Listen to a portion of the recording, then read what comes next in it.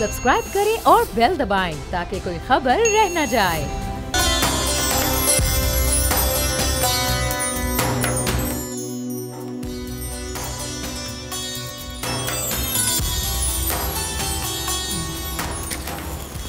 बिस्मिल्लाहिर्रहमानिर्रहीम, अस्सलाम वालेकुम। मैं हूं वर्दा शुएब और आप देख रहे हैं दुनिया बोल है रमजान स्पेशल। और मेरे मैं साथ हूं तलहा जतोई और आज बड़ा स्पेशल शो है हमारे पास। बिल्कुल, आज बड़ा स्पेशल शो है क्योंकि कल जिस तरह की सूरत हाल देखने में आई है कि वज़ीर आज़म साहब का कल एक धुआंधार स्पीच ही मैं कहूँगी, और जिस तरह से फास्ट वो चल रहे हैं, ये तो हम देख रहे हैं कि वो स्लो नहीं आ रहे हैं। लेकिन पीटीआई की हुकूमत को गए हुए 4 दिन भी नहीं हुए, लेकिन सोशल मीडिया पर इम्पोर्टेड हुकूमत नामंजूर टॉप ट्रेंड पर है अब भी। जी हाँ, और इसके बड़े असरात हैं। ये ट्रेंड दुनिया भर में एक मैसेज भेज रहा है कि पाकिस्तान में जो हुकूमत आई है वो पाकिस्तान में जमहूरियत के तहत नहीं आई, अवाम की राय से नहीं आई, अवाम के मैंडेट से नहीं आई है, बल्कि फॉरेन मैंडेट से आई है। ये बहुत खतरे की घंटी है क्योंकि यकीनन पाकिस्तान के इमेज पर कई मनफी असरात मुरतब होंगे। इससे दुनिया भर में यह मैसेज जा रहा है कि पाकिस्तान में इतनी हिम्मत नहीं है कि वो खुद अपने लीडरान का इंतखाब कर सकें। दुनिया भर में यह मैसेज जा रहा है कि पाकिस्तान इतना कमजोर मुल्क है कि कोई भी पैसे वाला मुल्क, कोई भी सुपर पावर चाहे तो उसको उलट पुलट कर सकता है। यकीनन ये वो मैसेज है जिससे पाकिस्तान का इमेज मुतासिर होगा और हर पाकिस्तानी मुतासिर होगा। हम जब भी दुनिया भर में ट्रैवल करते हैं, हमारा ग्रीन पासपोर्ट देख के हमें बिल्कुल एक धुतकारी हुई नजर से देखा जाता है कि ये कौन से मुल्क से आ गए। इसकी वजह यही है कि हम अपने मुल्क की खातिर शायद वो आवाज नहीं उठाते, वो इमेज नहीं क्रिएट करते जो हमें करना चाहिए। इस पर डिस्कशन होगी, लेकिन पहले नजर डालते हैं बड़ी खबर पर।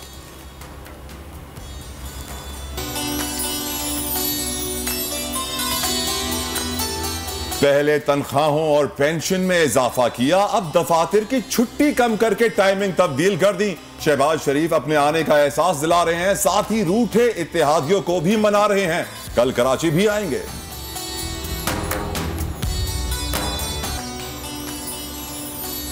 इम्पोर्टेड हुकूमत नामंजूर ट्रेंड अब भी टॉप पर है। पीटीआई एक खत की बुनियाद पर अमरीका मुखालिफ बयानियां तरतीब दे रही है। सफारती सतह पर नताइज क्या होंगे?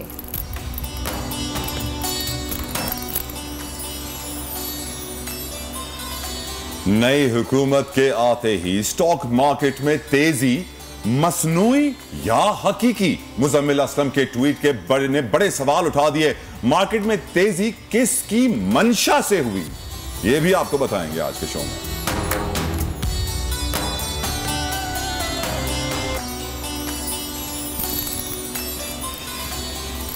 और हजारों फीट बुलंदी पर पतली रस्सी पर चलने का कारनामा, खतरों के खिलाड़ी ने नामुमकिन को मुमकिन कर दिखाया। वीडियो वायरल है, ये भी दिखाएंगे।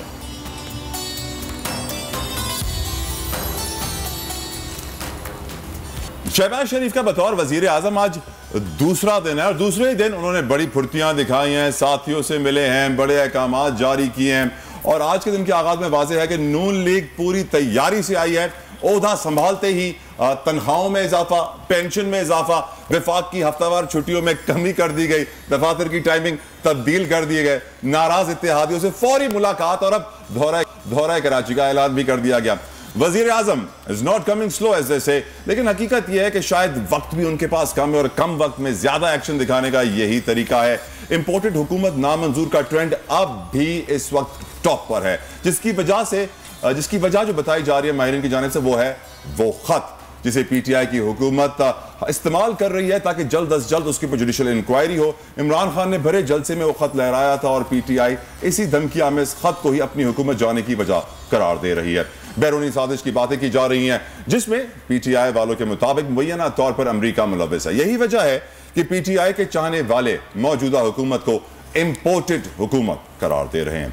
और सोशल मीडिया पर इंपोर्टेड हुकूमत नामंजूर इस वक्त टॉप ट्रेंड पर है। डिस्कस करने के लिए हमारे साथ मौजूद हैं सीनियर एजुकेशनिस्ट और बड़ी सीनियर पर्सनालिटी मेरी नजर में, आपकी तजज़िया मुझे बहुत पसंद है। हुमा बकाई साहिबा, आपका बहुत बहुत शुक्रिया, आपने अपना कीमती वक्त हमें दिया। अब्दुल बासित साबिक सफीर भी हमारे साथ मौजूद हैं। हम दोनों सीनियर शख्सियात का मैं बहुत बहुत शुक्र अदा करूंगा कि आपने अपना कीमती वक्त हमें दिया। Huma Baqai, ladies first, I will ask you the first question. क्या इंपैक्ट आ रहा है पाकिस्तान के इमेज के ऊपर?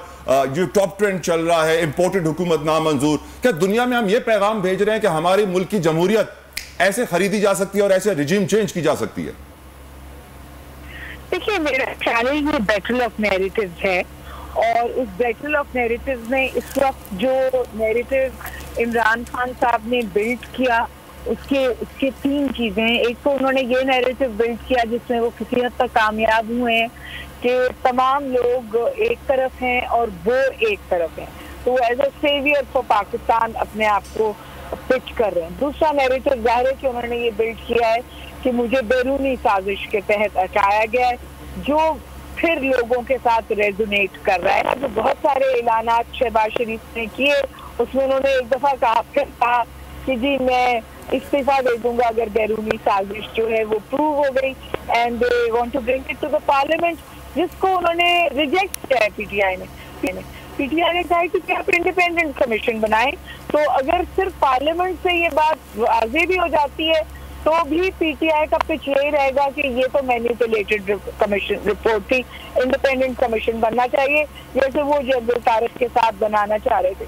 तो मेरे ख्याल जो सबसे बड़ा चैलेंज है इस वक्त शहबाज शरीफ साहब के पास वो है अपनी क्रेडिबिलिटी और लेजिटिमेसी को पाकिस्तान की अवाम के में लाना, क्योंकि आपने देखा कि 10 अप्रैल की रात बहुत क्राउड थे, अब वो पेशावर में जलसा कर रहे हैं, हफ्ते को वो कराची तशरीफ ला। कराची में मैं जितने भी लोगों को, मैं तो आई स्पोक टू स्टूडेंट्स, मेरा बहुत दिन भर वास्ता होता है, बहुत बहुत बहुत फ्रस्ट्रेशन है, बहुत नाराजगी है। तो जो मुझे खौफ है वो ये है कि इस वक्त जो ये पॉलिटिकल रास्ता कशी है, इसकी वजह से जो पाकिस्तान की पॉलिटी है वो बहुत सेगमेंटेड है, डिवाइडेड है, और ये नुकसानदेह हो सकती है क्योंकि इसकी लपेट में अब इदारे भी आ रहे हैं। सही। अच्छा अब्दुल्बास साहब, मैं आपसे सवाल करना चाहूँगी कि जो हुकूमत में तब्दीली आई है आलमी सतह पर पाकिस्तान की पॉलिसी में, वो क्या तब्दीली ला सकती है? आपको क्या लगता है कि रूस की जानिब पाकिस्तान का झुकाव आने वाले दिनों में कम होगा? देखिए, रूस कोई अहमियत हामिल नहीं है इस वक्त। असल बुनियादी जो मसाइल हैं वो हमारा चीन के साथ स्ट्रेटेजिक ताल्लुक है, उसको बरकरार रखना है। फिर अमेरिका के साथ जो ताल्लुकात में थोड़ी बहुत एक तनाव सा पैदा हुआ है, उसको ठीक करना है। और फिर असल 2 और मसाइल जो हैं, एक अफगानिस्तान और दूसरा भारत। अभी 4 ऐसे रिलेशनशिप हैं जिसमें नई हुकूमत को एक विंडो ऑफ अपॉर्चुनिटी तो मिली है। अब देखना यही है कि उस हवाले से अब क्या होता है, क्योंकि इस हुकूमत का मुस्लिम लीग नून का भारत, चीन और सीपैक की तरफ काफ़ी रुझान रहा है। पीपल्स पार्टी का भी बहुत उन्होंने काम किया है इस हवाले से। जहाँ तक चीन का मामला है वो तो मैं समझ सकता हूँ कि उस पर अगर सीपैक में थोड़ी बहुत कुछ कमी वाक़या हो भी गई थी या चीन के कुछ ऐप थे तो वो उन पर काम होगा। जहाँ तक अमेरिका का ताल्लुक है, अमेरिका के साथ आप जानते हैं पिछले 1-2 माह में जो कुछ भी हुआ है वो किसी तौर भी मैं नहीं समझता कि हमारे लिए बेहतर था पाकिस्तान के लिए। लेकिन अमेरिका और पाकिस्तान के जो इख्तलाफात हैं वो तो मौजूद रहेंगे, क्योंकि देखिए बुनियादी तौर पे इस खित्ते में हमारा चाइना के साथ स्ट्रेटेजिक पार्टनरशिप है और अमेरिका का जो स्ट्रेटेजिक पार्टनरशिप है वो भारत के साथ है। और ये हो नहीं सकता कि हमारे ताल्लुकात यूएस के साथ स्ट्रेटेजिक नोयत के हों। हमारा एक ट्रांसैक्शन रिलेशनशिप है, हमें उसे भारत मेंटेन करना है, उसको बेहतर करना है। लेकिन अगर कोई ये तवक्को रख रहा है कि हम अमेरिका के साथ कोई स्ट्रेटेजिक हमारा रिलेशनशिप होगा, मेरे ख्याल में वो इल्यूजन में रहता है। जहाँ तक भारत का ताल्लुक है, भारत ने कल प्राइम मिनिस्टर मोदी ने हमारे वज़ीर आज़म को मैसेज दिया और उसने फिर उन्होंने वही दहशतगर्दी का रात अलापा होगा का सिलसिला शुरू करते हैं तो किस बुनियाद पे करते हैं। मेरा ज़ाती जो ख्याल है कि इस वक्त कश्मीर अप फ्रंट होना चाहिए। अगर हमने पुराने ही फ्रेमवर्क्स को लिया, उन्हीं पे हम बातचीत करते रहे तो फिर आप यकीन उसमें फिर कोई फायदा नहीं है। Right sir. सर आपने चाइना, अमेरिका, अफगानिस्तान, इंडिया का जिक्र किया बासित साहब।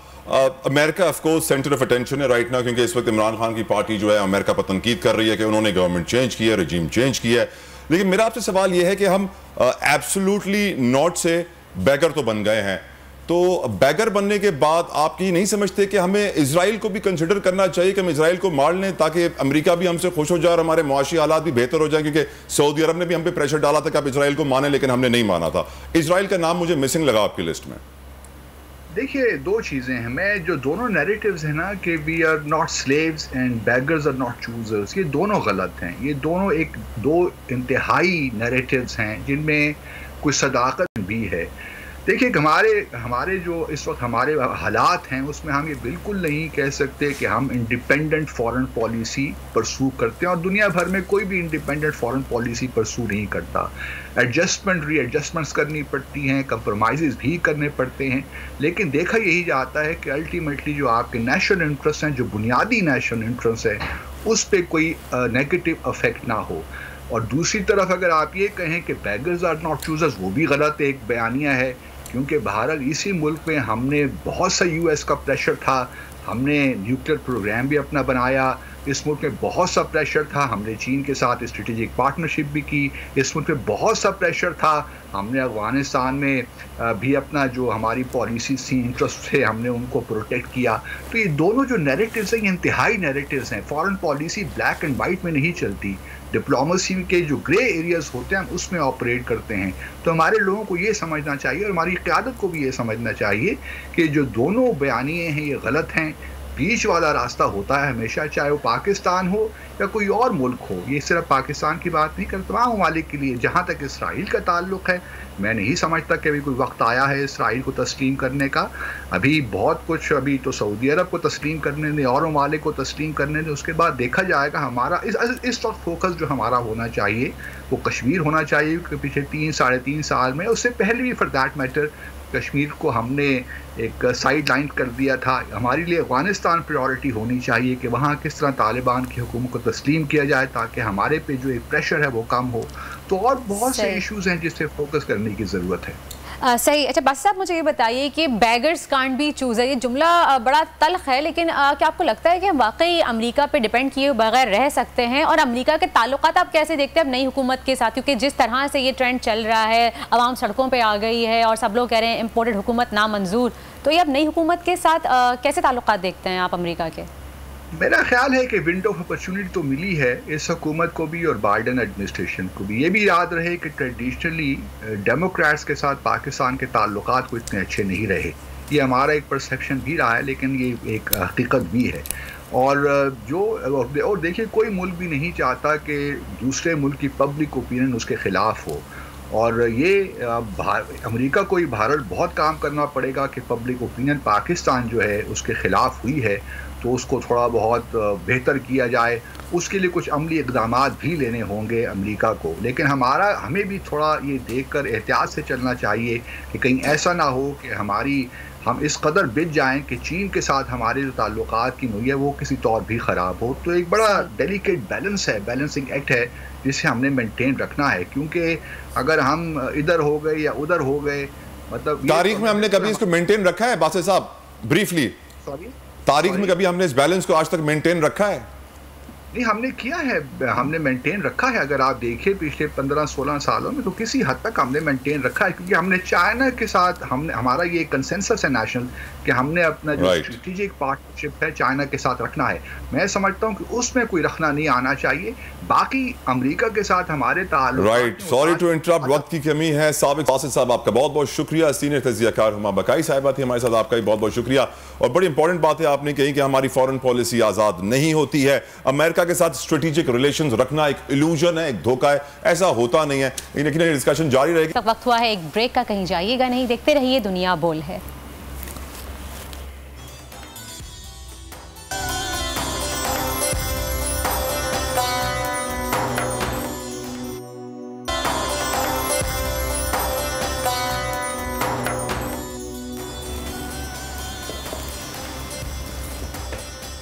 वेलकम बैक टू दुनिया बोल है। और दुनिया में आजकल एक बड़ा ट्रेंड हो गया है, जैसे जैसे दुनिया बोल हुई है, हर कोई सितारों की तरफ भी जा रहा है, हर कोई स्टार्स की बात कर रहा है, हर कोई ये बात करता है कि जी मुस्तकबिल कैसा होगा, आने वाला वक्त मेरे लिए क्या होगा, मेरा हॉरोस्कोप क्या कहता है। सैडली मेरा इतना बिलीफ नहीं है हॉरोस्कोप पे, स्टार्स में, लेकिन वर्दा का है। और वर्दा के बाद एक बड़े स्टार टेलर भी तो कोई है उनके साथ। एग्जैक्टली, मेरे पास न्यूमरोलॉजिस्ट हैं, एस्ट्रोलॉजिस्ट हैं, बहुत ही फेमस पर्सनालिटी हैं, बहुत लोग जानते हैं, बहुत मानते हैं उनको। और कहा जाता है कि अक्सर उनकी कही हुई या की हुई पेश गोई गलत साबित नहीं होती। वैसे करने वाले ज़ात अल्लाह ताला की है बेशक, लेकिन एटलीस्ट गाइडेंस के लिए हम उनसे मदद ले सकते हैं। फिलहाल हम अपने पर्सनल हॉरोस्कोप नहीं पूछते। आजकल जो सबको जुस्तजू लगी हुई है कि सियासत में क्या होने वाला है, आगे सियासी सरगर्मियाँ क्या होने वाली हैं। नहीं, पर्सनली पूछें कि आपको नई गाड़ी कब मिलेगी, आपकी लॉटरी कब खुलेगी, आपका बड़ा वाला बंगला कब आएगा, यही पूछना चाहिए आपको। नहीं, ये कुछ नहीं पूछूंगी, लेकिन हाँ बता मैं ये ज़रूर पूछूंगी कि कन्नान चौधरी हमारे साथ मौजूद हैं, बहुत ही फेमस एस्ट्रोलॉजिस्ट हैं, न्यूमरोलॉजिस्ट हैं। लास्ट टाइम जब उनसे हमारे शो पे आए थे, हमारी उनसे मुलाकात हुई थी, तो उन्होंने कहा था कि खान साहब कहीं नहीं जा रहे, 9 नंबर का जो हिंसा है वो भी उनके लिए उनकी फेवर में है। लेकिन ये क्या हुआ, मैं उनसे पूछना चाहूँगी। कन्नान चौधरी हमारे साथ मौजूद हैं। अस्सलाम वालेकुम। वालेकुम सलाम, बहुत शुक्रिया आपने दोबारा से इनवाइट किया मुझे। कैसे हैं आप? अल्हम्दुलिल्लाह बिल्कुल ठीक ठाक। ये क्या हुआ? आपने कहा था कि ऐसा कुछ नहीं होगा, खान साहब कहीं नहीं जा रहे और बहुत स्ट्रॉन्ग हैं, उनके सितारे और 9 नंबर का जो हिंसा है जिस दिन वो थी, क्या कहते हैं, क्या कहते हैं, मेरे मुंह से निकल रहा है, वोट ऑफ नो कॉन्फिडेंस थी। उस दिन भी आपने कहा था कि 9 तारीख है और उनके लिए बहुत फेवरेबल दिन है, लेकिन फिर भी। हाँ देखिए, मैं वर्दा आपको बताता हूँ कि मैंने उस दिन भी आपको ये बात कही थी कि मेरी प्रेडिक्शन ये है कि खान साहब अपने 5 साल पूरे करेंगे और अपोजिशन उनको कभी हटा नहीं सकेगी अनटिल अनलेस के वो असम्बलियाँ खुद डिसॉल्व कर दें। एक चीज़ और ये हमने देखा कि खान साहब ने असम्बलियाँ खुद डिसॉल्व की हैं इस टाइम पीरियड में, अगर हम देखते हैं तो। फिर जिस दिन हमने बात की थी 8 अप्रैल को और हमने कैलकुलेशन की थी 9 अप्रैल की, और मैंने आपको ये कहा था कि 9 अप्रैल का जो दिन है वो खान साहब की फेवर में है, 9 अप्रैल को खान साहब के लिए कोई प्रॉब्लम नहीं होगी। तो हम 8 अप्रैल को बात कर रहे थे 9 अप्रैल के अदाद-ओ-शुमार की। तो अगर हम देखें तो 9 अप्रैल के जब रात के 12:02 हुए थे तो उसके बाद कार्रवाई शुरू हुई, जो भी शुरू हुई। 9 अप्रैल के 12 बजे तक जो है कोई प्रॉब्लम खान साहब के लिए नहीं। तो अगर हम न्यूज़ देखें तो 9 अप्रैल को रात 11:58 पे अनाउंस किया गया था कि 5 मिनट का ब्रेक है, इसके बाद दोबारा आएंगे। तो 12:02 पे नेक्स्ट कार्रवाई शुरू हुई थी, जो कि 10 अप्रैल का दिन शुरू हो गया था। तो हमने बेसिकली उस दिन जो बात की थी वो 9 अप्रैल के दादोशुमार की थी। और जो मेरी ओवरऑल प्रेडिक्शन थी वो ये थी कि खान साहब को कोई हटा नहीं सकेगा अनटिल अनलेस के वो असम्बलियाँ खुद डिसॉल्व कर दें। तो अभी क्या सूरत हाल देखते हैं आप? और आपने देखा कि खान साहब ने असम्बलियाँ डिसॉल्व की और ये राइट है प्राइम मिनिस्टर का और सदर पाकिस्तान का कि वो असम्बलियाँ डिसॉल्व कर सकते हैं। उसके बाद क्या हुआ वो एक अलग कहानी है दोबारा से। लेकिन अभी की सिचुएशन अगर मैं आपको बताऊं तो जो पॉलिटिकल सिचुएशंस अभी है, मैंने न्यूमरोलॉजिकली इसको कैलकुलेट किया है। तो अभी अप्रैल के मिड से यानी 15 अप्रैल से ऑनवर्ड जो प्लानिटरी पोजीशन है या जो न्यूमरोलॉजिकली नंबर्स की कैलकुलेशन है वो बड़ी स्ट्रेंज नज़र आ रही है मुझे। स्पेशली जून का महीना पाकिस्तान के लिए काफ़ी सारी मुश्किलात लेके आ रहा है और अल्लाह ना करे ऐसा हो। लेकिन 15 अप्रैल 2022 से अक्टूबर नवंबर 2022 तक पॉलिटिकली बहुत ज़्यादा अप्स एंड डाउन्स देख रहा हूँ मैं। और यकीनन किनारा इलेक्शन का टाइम है, अप्स एंड डाउन्स तो होंगे, ऑब्वियस सी बात है। इसके लिए आई डोंट थिंक हमें सितारों की इतनी ज़रूरत होगी। वैसे नहीं, वो आपकी बात ठीक है, इस पर कभी फिर से डिस्कस करेंगे आप जो डिबेट करना चाह रहे हैं। लेकिन अभी मैं प्रेडिक्शन की तरफ आऊँगा।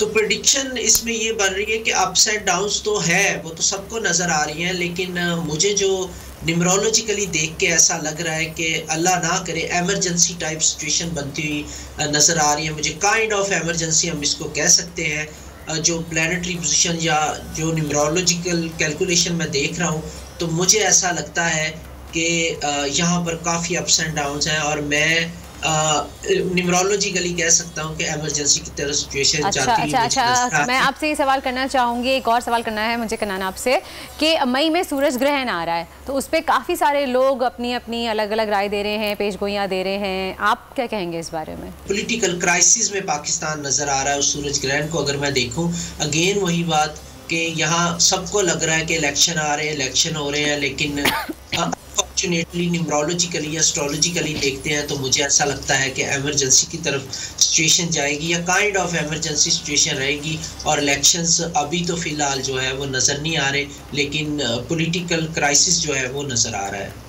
सही, यानी कि पोलिटिकल क्राइसिस आपको बहुत ज़्यादा हाई नज़र आ रहे हैं और ये सिचुएशन भी हमें देखने को मिल रही है कि जिस तरह की सूरत हाल चल रही है पीटीआई की इस वक्त और आवाम जिस तरह उनको सपोर्ट कर रही है, देखना ये कि इलेक्शन कब होते हैं क्या नहीं। Thank you so much Kanan, बहुत बहुत शुक्रिया आपका और फिर दोबारा आपको हम जहमत देंगे इंशाल्लाह ताला, अगर हमें हुई तो हम दोबारा आपको अपने शो में बुलाएंगे कि अब क्या पेश कोई आप करते हैं। जी तलहत क्या कहते हैं? उनके बैकग्राउंड में सारे ब्लैक कलर का एक बैकग्राउंड है, तो कुछ सितारे भी उसमें लगा दें ताकि कुछ चमचमाते हुए सितारे भी उनके लेकिन तलहत मुझे आप ये बताएं, आप क्या कहते हैं इस बारे में, क्योंकि जो वसीम अख्तर हैं पार्लियामेंट में बहुत नाराज नजर आए थे और उन्होंने कहा भी कि जो हमसे वादे किए गए थे उसका तो जिक्र ही नहीं कहीं हुआ। तो ये इत्तेहादी जो बने बैठे हैं वर्दा, ये हमेशा से एक दूसरे के दुश्मन रहे हैं, पॉलिटिकल राइवलरी रही है। हम जानते हैं बेनज़ीर भुट्टो शहीद क्या कहा करती थी नवाज शरीफ के लिए, नवाज शरीफ क्या कहा करते थे बेनज़ीर भुट्टो शहीद के लिए। नथिंग न्यू, MQM किस तरह थाली का बैंगन, एवरीवन नोज। खैर मूविंग फॉरवर्ड इसको डिस्कस करते रहेंगे पॉलिटिकल सिनारियो को। Let's talk about the weather. Ramzan में यकीनन रोज़े होते हैं, गर्मी बढ़ रही है और अब यह खबर आई है कि माह रमज़ान में मज़ीद गर्मी पड़ने वाली है। जी हाँ, माह रमज़ान में बताया जा रहा है महकमा मौसमियात की जानिब से कि वेदर का टेम्परेचर 38 to 40 डिग्रीज तक रहेगा। That means things are going to get difficult, बहुत मुश्किलात होंगी, स्पेशली वो मजदूर जो लोग जो उजरत पे काम करते हैं, रोज़ाना निकलते हैं अपनी कमाई के लिए, चिलचिलाती धूप में रोज़ा भी होगा, मजदूरी भी होगी, यकीनन मुश्किलात होंगी। वर्दा, आप बहुत बड़ी शेफ़ हैं, हमेशा से आप रेसिपीज़ बता रही होती हैं लोगों को, डाइट प्लान्स दे रही होती हैं, ये खाओ ये खाओ ये खाओ। तो अब आप बताएं, आप शहरी में क्या खाएंगे इस गर्मी के मौसम में? देखिए, मैं डालडा खान जब करती हूँ तो वहाँ भी मैं ये बात कहती हूँ कि शहरी में लाजमी दही का इस्तेमाल किया कीजिए। आप क्या खाएंगी उनका छोड़ दें, अपना बताएं वर्दा, आप क्या खाएंगी? मैं तो लस्सी लेती हूँ, शहरी में लस्सी लेती हूँ। बस एक गिलास लस्सी? नहीं, मैं एक गिलास लस्सी लेती हूँ, साथ में मेरे साथ मैं कबाब लेती हूँ, शामी कबाब हो गए, सीख कबाब हो गए, या फिर चिकन कबाब, आलू का कबाब? नहीं, चिकन के या फिर बीफ के। चिकन या बीफ के? अभी गर्मी से बचाएंगे इनको चिकन और बीफ के? नहीं, आप चिकन के लिए, अच्छा नहीं, गर्मी से बचने के लिए मैं लाजमी कहूंगी कि सत्तू का इस्तेमाल आप लोग जरूर कीजिए। तो फिर आप लस्सी खाएं, लस्सी भी गर्मी से, लस्सी बहुत अच्छी है, स्पेशली अछार या झारा। शहरी के वक्त सत्तू डाइजेस्ट करना नहीं, सत्तू आप अब इसके बाद ले लीजिए, इफ्तार के बाद ले लीजिए। राइट, हमारे साथ मौजूद हैं इस वक्त एक skin specialist doctor Samavia. Doctor Samavia, thank you so very much for giving us your time. आपका बहुत बहुत शुक्रिया, आपने अपना कीमती वक्त हमें दिया। ये बताइए कि रमज़ान में ऑफ कोर्स स्किन ड्राई हो जाती है, होंठ सूख जाते हैं, ड्रिंक्स इतनी पी नहीं जाती हैं। What do you recommend, how to survive, how to keep your skin fresh, और तमाम तरह स्किन के प्रॉब्लम से बचा कैसे जाए क्योंकि गर्मी भी शदीद होगी? Thank you Talhat and Warda for having me on your show. Actually Ramzan में उसी तरह से हम लोगों को केयर करनी चाहिए जिस तरह से हम नॉर्मल डेज़ में करते हैं। नॉर्मली लोग समझते हैं कि आप रमज़ान में सो रहे होते हैं, आप लोग बाहर नहीं जा रहे होते and you don't need any treatment, या आपको मॉइस्चराइज़ नहीं करना चाहिए या सन ब्लॉक नहीं करना चाहिए, which is completely wrong. Ramzan में हम लोगों को उसी तरह से केयर करनी चाहिए जिस तरह से हम अपनी डेली रूटीन में करते हैं। गर्मियों में ऑयली स्किन जो होती है उसको ज़्यादा केयर की ज़रूरत होती है as compare to dry skin, क्योंकि ड्राई स्किन को ज़्यादा ज़रूरत होती है विंटर्स में। जब जिस तरह भी रोज़े चल रहे हैं, लोग पानी नहीं पी रहे, और जो अगर पी रहे भी हैं तो गलत चीज़ पी रहे हैं, either they take caffeine, colour drinks या अदर जिस तरह से शुगर ड्रिंक्स लेते हैं, तो उससे आपकी स्किन इंटरनली बहुत डैमेज हो जाती है। कौन सी ड्रिंक्स आप रेकमेंड करेंगी doctor Samavia? I only recommend water, पानी जितना पी सकते हैं आप पिएं। यहाँ वर्दा की फेवरेट ड्रिंक लस्सी और सत्तू है और आप उसकी बात ही नहीं कर रही हैं। उनकी जो फेवरेट ड्रिंक है उससे स्टमक एक्स हो जाते हैं और थोड़ा बहुत प्रॉब्लम रहता है because it of acidity. It depends कि वो डाइल्यूटेड फॉर्म में लेती हैं लस्सी को या कंसनट्रेटेड फॉर्म में लेती हैं। देन अगेन कि वो किस टाइप की उसमें मिल्क यूज़ करती हैं, ये भी डिपेंड करता है। डॉक्टर समाविया, ये बताइए कि डू यू रिकमेंड कि लोग सहरी पे ज़्यादा से ज़्यादा पानी पीकर सोएं या को ज़्यादा से ज़्यादा वाटरमेलन खाकर सोएं, फ्रूट्स का इस्तेमाल करें? Do you think it's a smart move to eat more at sehri ताकि आप गर्मी का मुकाबला कर सकें और स्किन को हाइड्रेटेड रखें? जी, इसमें ये होता है कि आप पानी की एक लिमिट होती है, आप ब्लोटिंग ना फील करें, आप इतना पानी पिएं। और जिस तरह से एग्स होते हैं, वी रिकमेंड कि आप प्रोटीन डाइट लें, जितनी आप प्रोटीन ले सकते हैं। जिस तरह अभी वर्दा बता रही थी, she takes kebab which is very good, उससे आपका स्टमक फुल रहता है, आपको एम्प्टी स्टमक या जिस तरह आपको क्रैम्प्स नहीं होते, ये सारी चीज़ें आपको काफ़ी दिन अच्छा गुजारने में हेल्प करती हैं। Then we recommend dry fruit, specially almonds लें, that is good for your skin and obviously for your hair as well. इसके अलावा जितनी वेजिटेबल्स आप ले सकते हैं वो बहुत अच्छी होती हैं, स्पेशली ग्रीन वेजिटेबल्स, तो आप लें। सहरी के बजाय आप अफ्तारी में भी लें, बैलेंस डाइट लें। लोग क्या करते हैं, दे ईट के सहरी में ज़्यादा खाते हैं कि भूख ना लगे, और अफ्तारी में इसलिए ज़्यादा खाते हैं क्योंकि उन्हें भूख लगी हुई होती है, तो they over eat during Ramzan. Doctor Samavia, ये बताइए, आपने कहा कि बादाम का इस्तेमाल करें बालों के लिए, या आपने मुझे देख कर कहा है? एब्सोल्युटली नहीं, मैंने आपको देख नहीं कहा, क्योंकि बादाम से आप मेरे दाढ़ी के बाल तो अच्छे होंगे। खैर, ये बताइए डॉक्टर समाविया, यकीनन बहुत सारे लोग इस वक्त सवाल रमज़ान में जो फेस करते हैं प्रॉब्लम्स, ख़वातीन की स्किन ख़राब होना शुरू हो जाती है, पिंपल्स आ जाते हैं, कुछ और इशूज़ क्रिएट हो जाते हैं विदाउट यूजिंग मच केमिकल्स। ज़ाहिर सी बात है, ज़्यादा केमिकल्स भी स्किन के लिए अच्छे नहीं है। How can one keep their skin fresh? ज़्यादा क्रीम्स वगैरह कॉस्मेटिक्स के अलावा नेचुरल प्रोडक्ट्स कौन से हैं जिससे आप अपनी स्किन को अच्छा रख सकते हैं? जिस तरह से तला आपने कहा कि रमज़ान में एक्ने क्यों मतलब ज़्यादा हो जाती है, इसके मुतालिक काफ़ी सारी स्टडीज़ हैं अब्रॉड जो कि इस्टेब्लिश्ड हैं कि आप जब ऑयली फूड लेते हैं, और रमज़ान में आपको पता है हम सारे लोग बहुत ज़्यादा ऑयली फूड लेते हैं, तो उसका इनडायरेक्ट लिंक बताया जाता है कि इससे जिनको एक्नी होती है ऑलरेडी उनकी एक्नी फ्लेयर अप हो जाती है। तो नॉर्मली हम लोगों को चाहिए कि हम वही अपनी डाइट रूटीन रखें जो कि हमारी नॉर्मल डेज में रहती है। हम लोग बहुत ज़्यादा फैटी प्रोडक्ट्स की तरफ चले जाते हैं। डॉक्टर समाविया सीनियर डर्मेटोलॉजिस्ट मौजूद थी, वक्त की कमी, सॉरी टू इंटरप्ट, लेकिन हम एक ब्रेक की तरफ जाना है। लेकिन उनकी एडवाइस आपने गौर से सुन ली है, तेल वाले खाने कम खाने चाहिए और यकीनन उससे स्किन डैमेज होती है। हेल्दी डाइट रखें, स्पेशली सहरी पर, गर्मी बहुत ज़्यादा है तो फ्रूट्स, लिक्विड, सत्तू, लस्सी का इस्तेमाल करें। एक ब्रेक लेंगे, ब्रेक के बाद होगा वर्दा के साथ डालडा का दस्तरखान। देखते रहिए, दुनिया बोल है।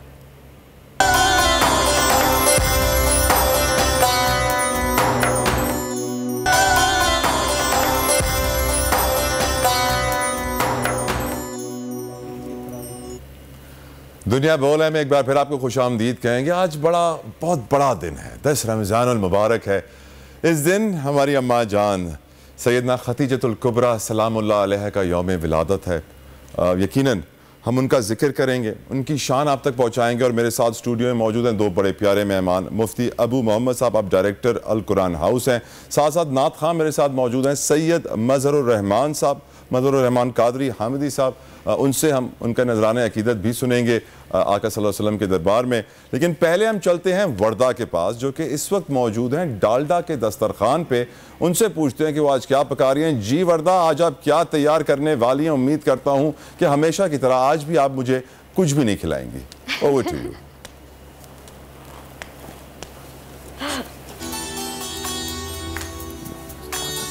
This segment is brought to you by Dalda लाया इस रमजान, ज्यादा बरकत, ज्यादा बचत।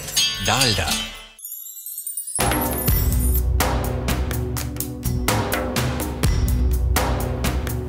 वेलकम बैक टू डालडा का दस्तरखान। और जी तलहा, अगर आप रुकेंगे इफ्तार तक तो ज़रूर आपको कुछ ना कुछ खाने को मिलेगा, लेकिन आप फौरन ही चले जाते हैं।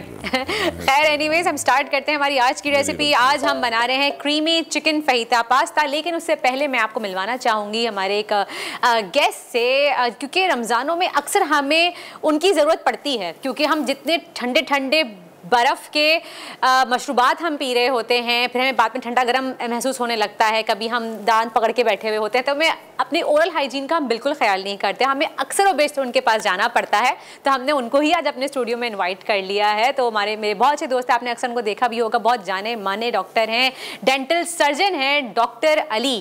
अस्सलाम वालेकुम डॉक्टर। अस्सलाम वालेकुम, कैसी हैं आप? ठीक मैं बिल्कुल ठीक, आप कैसे हैं? अल्लाह का शुक्र है। Thanks for coming doctor. बड़ा मसरूफ़ हूँ आजकल। हाँ जी, वो तो मुझे पता है। एक तो क्लिनिकल लाइफ में पेशेंट्स बहुत ज़्यादा हो गए हैं, रमज़ान में पता नहीं शायद पेशेंट्स ने अपनी ओरल हाइजीन बिल्कुल इग्नोर कर दी है। दूसरा, every day friends like you are calling me for preaching in different channels, तो तबलीग में बिज़ी हूँ, ओरल हाइजीन की तबलीग में। प्रॉब्लम ये रमज़ानों में इसकी बहुत ज़रूरत होती है। एग्जैक्टली, प्रॉब्लम ये हो रही है वर्दा कि मुँह सूखा रह रहा है, और उसकी मेन वजह यह है कि हम बात कम कर रहे हैं, एनर्जी कम है तो बात कम कर रहे हैं, ज़बान कम मूव हो रही है तो सलाइवा कम प्रोड्यूस हो रहा है। दूसरा, मेस्टिकेशन नहीं है, दिन भर हम खाना कुछ नहीं खाते, जिसकी वजह से सलाइवा कम प्रोड्यूस हो रहा है। और सलाइवा हमारे मुंह का एक आर्मी है जिसमें एंटी बैक्टीरियल है, एंटी वायरल है, एंटी फंगल है। तो अगर सलाइवा प्रोड्यूस नहीं होगा तो सबसे पहला जो ऑर्गन हमारी बॉडी का ख़राब होता है वो मुंह है। सही।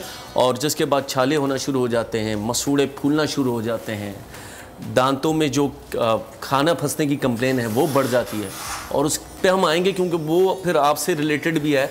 जो डाइट हम ले रहे हैं आजकल वो फिर जाके दांतों के बीच में फंसना शुरू होता है। उस पर भी बात करूंगी। ठंडा गर्म ज़्यादा दांतों में लगता है रमज़ानों में ख़ास तौर पे, इस पर भी मैं बात करूंगी। लेकिन मैं थोड़ा सी अपनी कुकिंग स्टार्ट कर लूँ कि हमारे व्यूवर्स भी वेट कर रहे हैं। मैं यहाँ पे इस वक्त आपने मुझे रोक लिया, मेरा प्लान था उधर आके कुछ सीखने का, क्योंकि अभी मैं रिसेंटली भी अभी एक शो में गया था, मैंने काफ़ी वहाँ पर सीखा है और अम्मी ने बड़ा अप्रिशिएट किया था। You should keep going to these kind of shows. अच्छा, अरे ज़बरदस्त। तो फिर आप आ जाए, कोई इशू नहीं है। अच्छा, मैं यहाँ पे यूज़ कर रही हूँ डालडा का पॉमेज ऑलिव ऑयल। हम बना रहे हैं क्रीमी चिकन फहीता पास्ता और इसके लिए चिकन को सबसे पहले हम मैरिनेट करेंगे। उसमें मैं ऑलिव ऑयल ऐड करी हूँ, यहाँ पे डालडा का पॉमेज ऑलिव ऑयल ऐड करूँगी 4 टेबल स्पून में। यहाँ पे डालडा का pomace olive oil directly fresh Spain से इम्पोर्ट किया जाता है और अपने हाई स्मोकिंग पॉइंट की वजह से इसमें आप इजीली कुकिंग और डीप फ्राइंग कर सकते हैं। और डालडा पिछले 80 साल से हमारी माओं का हमारा डालडा पे भरोसा है। डालडा एक बेहतरीन कुकिंग ऑयल है और सबसे अच्छी बात डालडा की ये है कि डालडा अपनी क्वालिटी पे कभी भी कॉम्प्रोमाइज़ नहीं करता। इस तरीके से हमें कभी भी अपनी ओरल हाइजीन के साथ कॉम्प्रोमाइज़ नहीं करना चाहिए, राइट?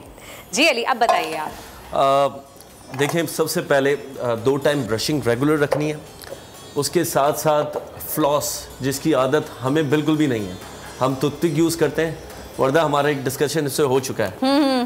फ्लॉस आपने रेगुलर यूज़ करना है। और फ्लॉस ये घर का कोई मंजन या कोई धागा नहीं है, प्रॉपर ट्रीटेड एक फ्लॉस होता है, जो कि थ्रेड फॉर्म में होता है, जिसको आपने दांतों के कांटेक्ट में यूज़ करना है। और जो भी खाना चिकन या फिश इन एनी फॉर्म जो हम इफ्तार के बाद लेते हैं या रात को डिनर के बाद लेते हैं, वो हम दांतों के बीच में छोड़ देते हैं। और मुंह के जो जरासीम है, दे लव प्रोटीन, वो फ़ौरन से इसको कन्वर्ट करते हैं एसिड में। एंड देन एसिड आपके संगे मरमर को, जो कि आपके दांत हैं, उसको डीमिनरलाइज करता है और फिर कैविटी होना शुरू हो जाती है। तो इसीलिए ये कहा जाता है कि रमज़ान में फाइबर ज़्यादा लेना है, फाइबर ज़्यादा लेना है। ऑरेंज जितना हो सके, ऑरेंज अवेलेबल नहीं है तो अमरूद लेना है, अमरूद नहीं है तो आपने शिमला मिर्च लेनी है। ये वो चीज़ें हैं जो कि सलाइवा ज़्यादा प्रोड्यूस करते हैं और जिसमें विटामिन सी होता है। और विटामिन सी के फ़ायदे आपको पता है कि ब्लड वेसल्स को वो स्ट्रेंथन करते हैं, ठीक करते हैं। तो जितना ब्लड हमारी मसूड़ों पे ज़्यादा जाएगा, अच्छा खून, इतने ज़्यादा मसूड़े हेल्दी रहेंगे। और खून जो मसूड़ों के जो न्यूट्रिएंट्स हैं वो ब्लड के थ्रू ही जाता है। तो जितनी थिकन, जितनी स्ट्रेंथन ब्लड वेसल्स होंगी, इतने मसूड़े हेल्दी रहेंगे और जो इनका नॉर्मल कलर है वो रहेगा। तो ये मसूड़ों से जो खून आता है, इसकी क्या वजह है? अच्छा, आप नॉर्मल रूटीन चल रहा होगा आपका, एकदम से आपको फील होगा कि मसूड़ों से खून आ रहा है। अब मेरे पास हमारे एक म्यूचुअल फ्रेंड है, वो आए थे और वो यही कंप्लेन कर रहे थे कि डॉक्टर अली, मैं मसूड़ों की सफाई रेगुलर करवाता हूँ और फिर भी मसूड़ों से खून आ रहा है। तो मैंने उनके जो ABC टेस्ट हैं कुछ देखें, एक तो खून आने की, दूसरी सिस्टमिक वजूहत भी होती हैं जिसमें TB वन ऑफ देम। वो मैंने जब करवा लिया, वो जब सब क्लियर था, तो उसके बाद जो वन ऑफ द रीज़न है वो दांत टेढ़े होना है। क्योंकि दांत जब टेढ़े होंगे तो उनके बीच में जगहें पॉकेटिंग बनी होंगी और वहाँ पर गंदगी जमा होगी और फिर वहाँ से मसूड़े फूलना शुरू करते हैं। तो अगर आपके दांत टेढ़े हैं तो पहले दांत सीधे करवा लें और उसके बाद मसूड़ों की सफाई का ख्याल रखें, तो दांतों से, मसूड़ों से कभी भी खून नहीं आएगा। सही। आपने एक दफ़ा ये भी कहा था, याद है, कि हमें हर 6 महीने बाद अपने मुंह की स्केलिंग का मतलब यानी कि सफाई करवानी चाहिए। गम ट्रीटमेंट करवाना चाहिए। तो स्केलिंग का जो कॉन्सेप्ट है वो हमने अब चेंज कर दिया है। So we are changing it to मसूड़ों की सफाई या गम ट्रीटमेंट, जिसमें दांत कमज़ोर नहीं होते, मसूड़े साफ। आपने हर किसी को, जो यहाँ लोग खड़े हुए हैं, उनको भी मैं ये प्रीच करना चाहूँगा कि 6 महीने में एक दफ़ा मसूड़ों की सफाई करवानी है। इससे दांत नहीं हिलते। और प्लीज़ घर पे भी जाके लोगों को बताएं, आपने दांतों को नहीं रगड़वाना, आपने मसूड़े साफ़ करवाने।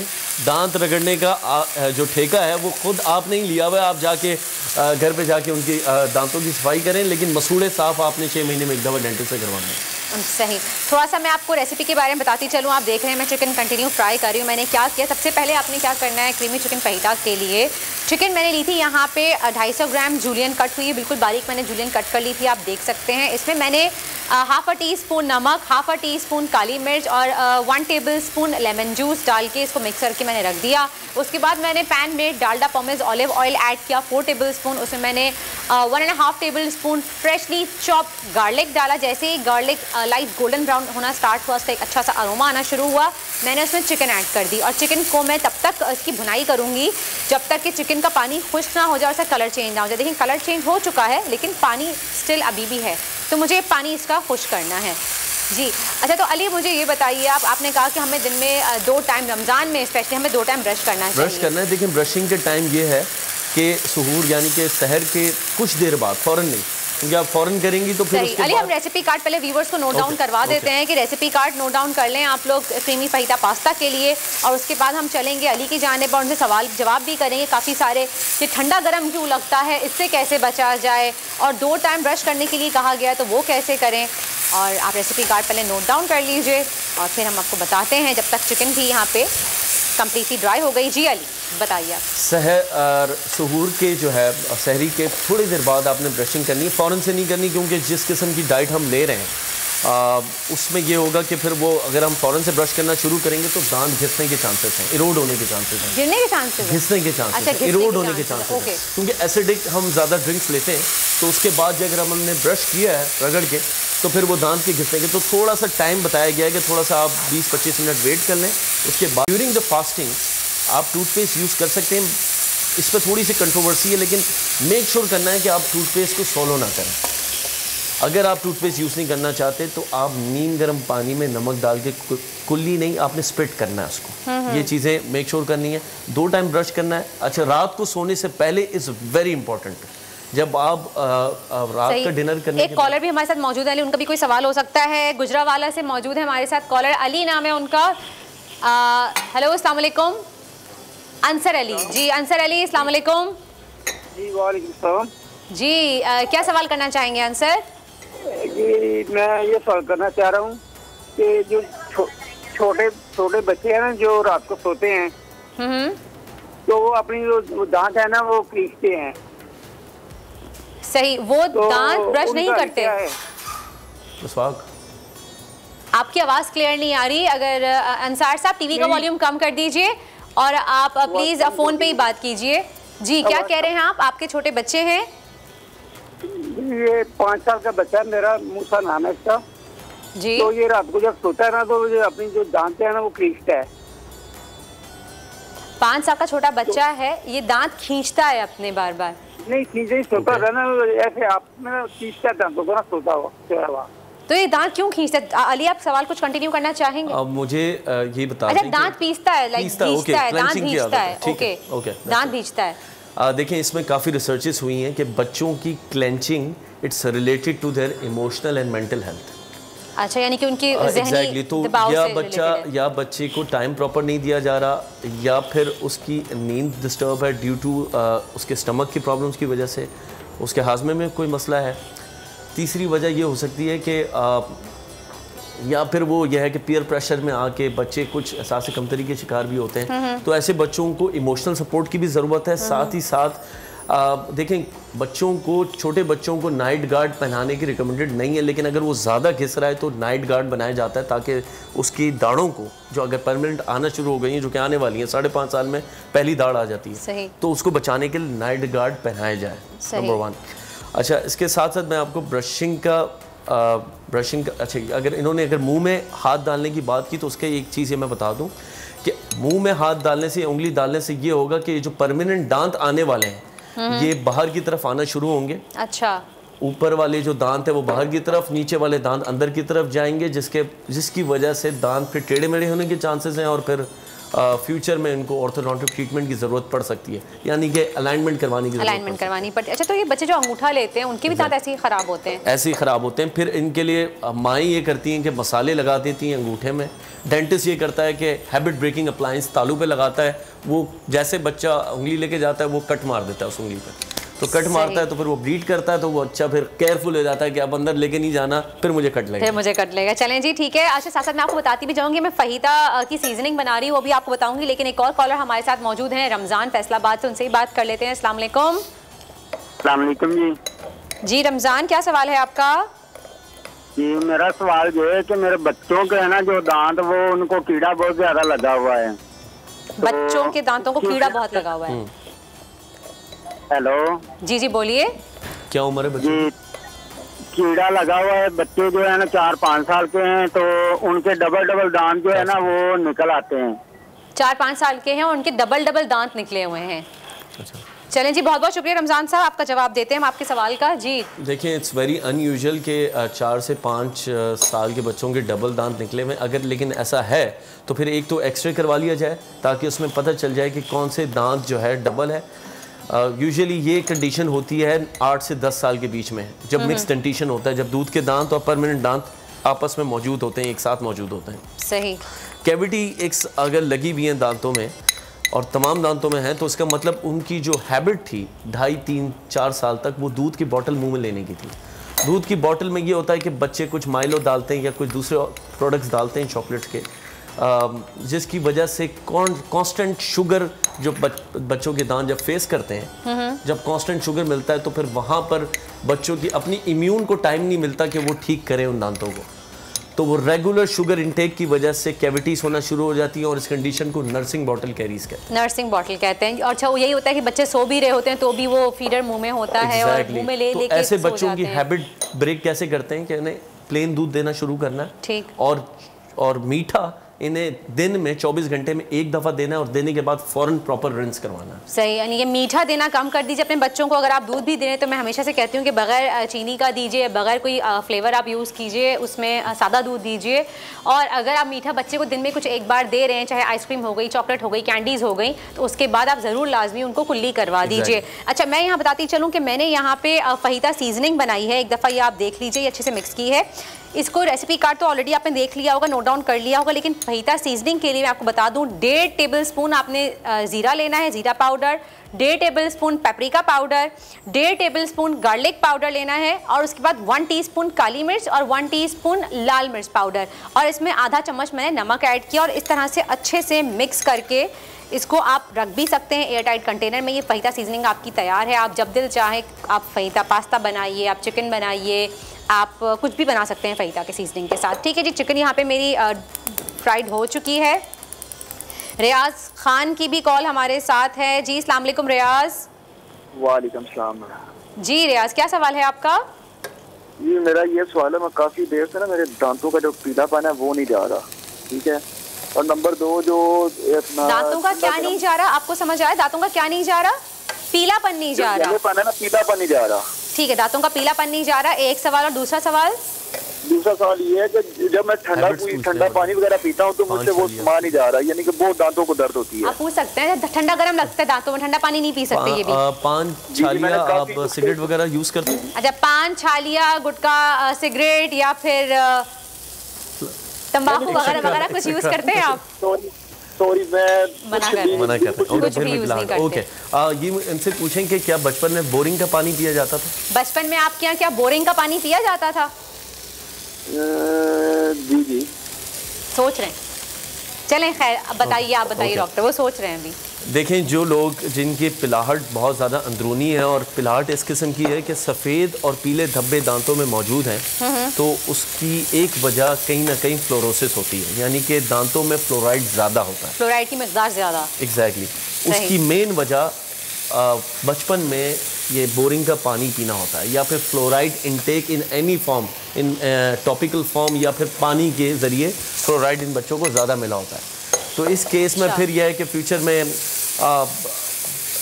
रिहेबिलिटेशन करनी होती है या फिलिंग्स करवानी होती हैं कंपोजिट्स की, या फिर क्राउन्स वगैरह जो स्टैटिक क्राउन्स, पूरा कॉस्मेटिक प्रोसीजर करवाना होता है। अगर ब्लीचिंग के थ्रू या कॉस्मेटिक प्रोसीजर्स के थ्रू ये चीज़ें ठीक ना हो तो फिर इन्वेसिव तरीके से क्राउन्स या फिलिंग्स के थ्रू इनके निशानात को दूर किया जाता है, अगर ये उस किस्म के निशान हैं जो कि फ्लोरोसिस हैं।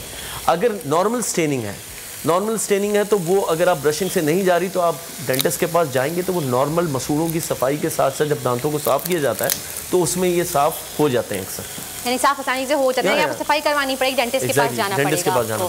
सही। अच्छा मैं वर्दे एक चीज़ यहाँ पर ऐड कर दूँ, हम रमज़ान में मसवाक या सिवाक को बिल्कुल भूल जाते हैं, तो ये कंपोनेंट है जो कि प्रॉफिट मोहम्मद सल्लल्लाहु अलैहि वसल्लम ने हमें जो है एक चीज़ प्रीच की है कि ये चीज़ बहुत ज़्यादा फ़ायदेमंद है हर लिहाज से।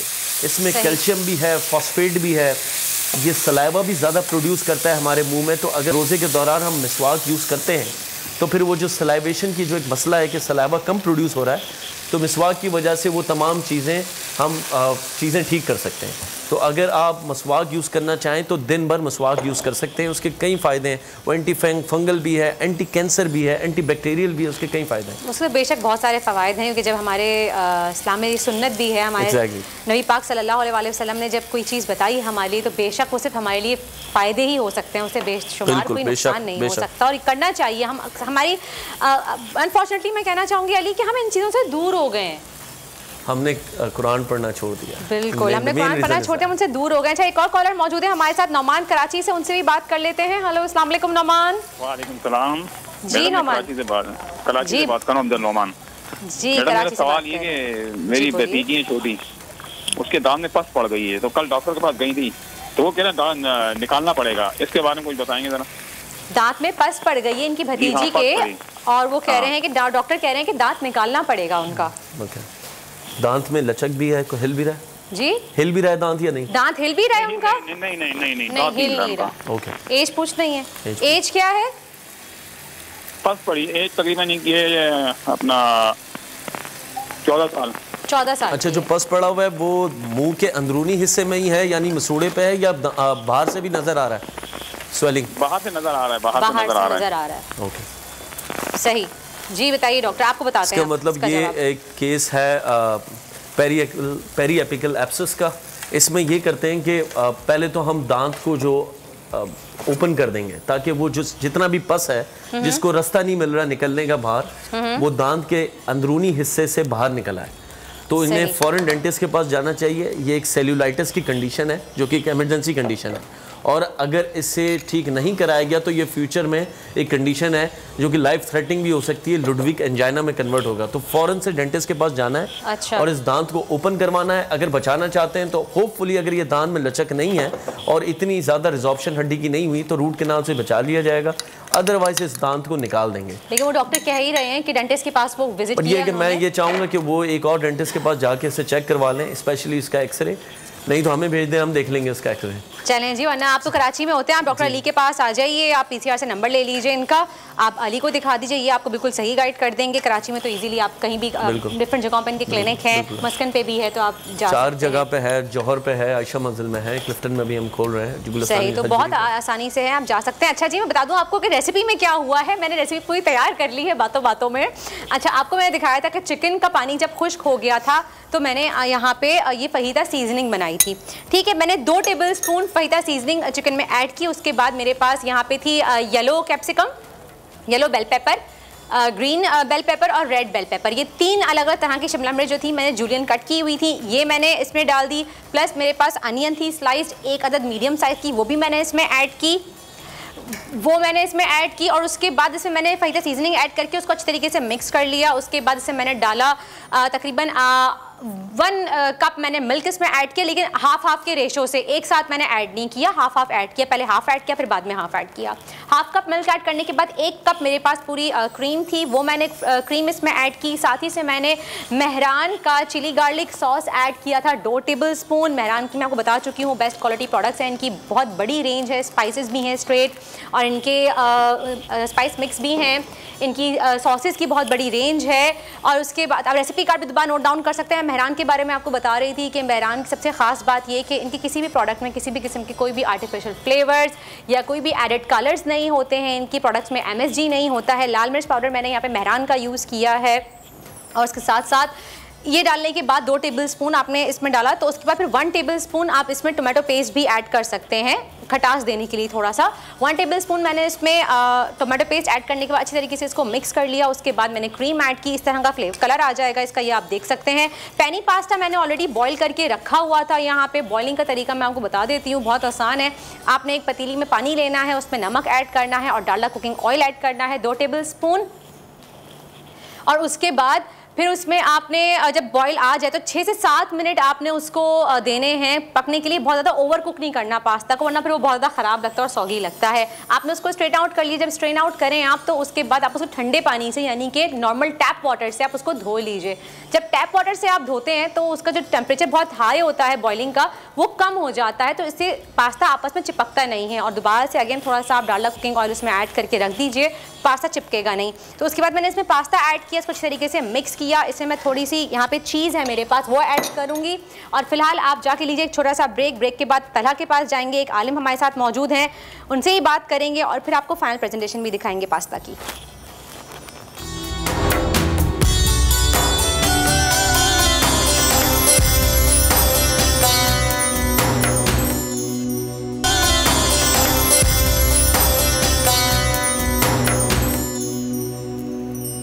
दुनिया बोल है, मैं एक बार फिर आपको खुशामदीद कहेंगे। मेरे साथ दो बड़े प्यारे मेहमान मौजूद हैं। आलिम के बोल हम डिस्कस करेंगे। मुफ्ती अबू मोहम्मद डायरेक्टर अल कुरान हाउस हमारे साथ मौजूद हैं। मुफ्ती साहब बताइए, आज यौम विसाल है अम्मा जान खदीजतुल कुबरा सलामुल्लाह अलैहा का। बहुत बड़ा दिन है, बहुत बड़ी हस्ती हैं। उनकी हस्ती, उनकी ज़िंदगी, उनकी शान के ऊपर थोड़ी रोशनी डालिए। अल्हम्दुलिल्लाह रब्बुल मशरिक़ैन व रब्बुल मग़रिबैन वस्सलातु वस्सलामु अला जद्दिल हसन वल हुसैन बिस्मिल्लाहिर रहमानिर रहीम।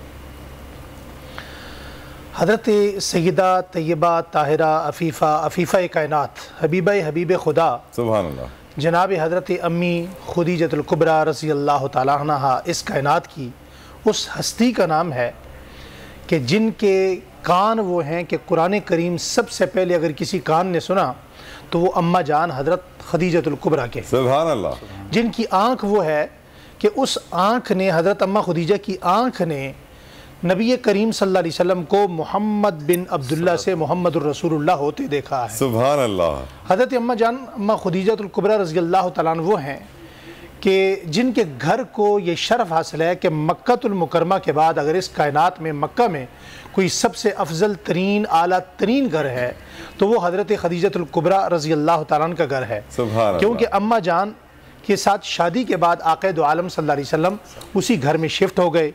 उसी घर में जिब्राइल वही लेकर आया करते थे। उसी घर में हुजूर नबी करीम सल्लल्लाहु अलैहि वसल्लम की बेटी हज़रत ज़ैनब पैदा हुई, हज़रत रुक़ैया पैदा हुई, हज़रत उम्मे कुलसूम पैदा हुई, अम्मा जान हज़रत फ़ातिमातुज़ ज़हरा रज़ी अल्लाह तआला अन्हा पैदा हुई। उसी घर में हज़रत मोहम्मद, हज़रत कासिम और हज़रत अब्दुल्ला पैदा हुए। और हज़रत खदीजतुल कुबरा रज़ी अल्लाह तआला अन्हा इस कायनात की उस हस्ती का नाम है कि जिनके मुतल्लिक अगर मैं यूँ कहूँ तो बात बजा होगी कि सारी कायनात को जाकर जहाँ सुकून मिलता है वो नालेन मुस्तफ़ा है। और नबी करीम सल्लल्लाहु अलैहि वसल्लम से किसी ने पूछा आपको सबसे ज़्यादा सुकून फरहत कहाँ पाते हैं? फरमाया मैं सबसे ज़्यादा सुकून हज़रत खदीजतुल कुबरा रज़ी अल्लाह तआला अन्हा के यहाँ पाता हूँ। और एक मौका पर हज़रत सैयदना अबू बकर सिद्दीक़ रज़ी अल्लाह तआला अन्हा ने आप सल्लल्लाहु अलैहि वसल्लम को बड़ा गमगीन देखा, रोते हुए देखा।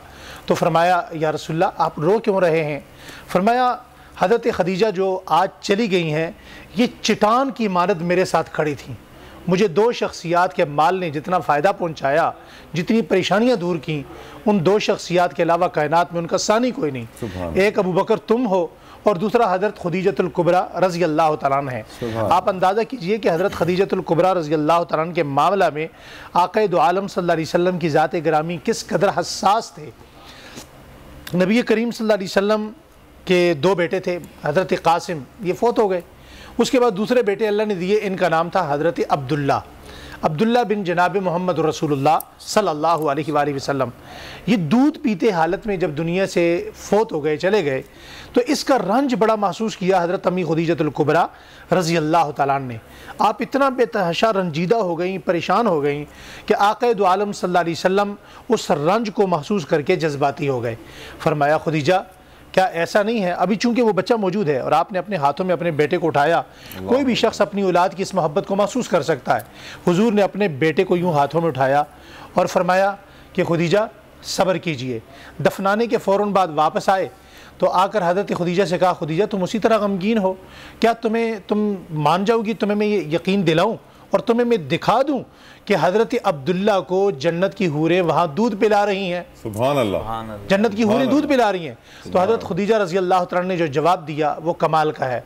फरमाया या रसूलुल्लाह सल्लल्लाहु अलैहि वसल्लम, बस मुझे सब्र हो गया, मुझे अपनी आँख पर इतना यकीन नहीं है जितना आपकी ज़ुबान पर यकीन है। हज़रत खुदीजतुल कुबरा रज़ी अल्लाह तआला मिजाज शनास थी।